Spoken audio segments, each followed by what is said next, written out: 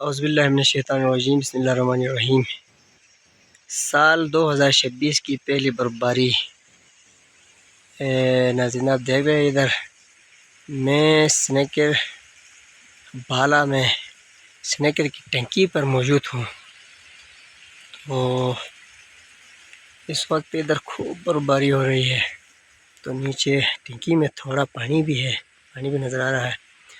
तो बहरहाल बर्फ़ बहुत आ रहा है इधर, तो बहुत सर्दी भी है। तो फैज़ान भाई जो है वो आगे बरा में पौधों को पानी दे रहा है। तो मैं इस वक्त इधर स्नैकर की मेन टंकी में स्नैकर बाला में मौजूद हूँ।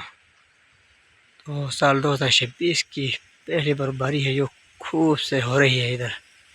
देखो इधर खूब बर्फबारी हो रही है, मज़ेदार बर्फबारी है।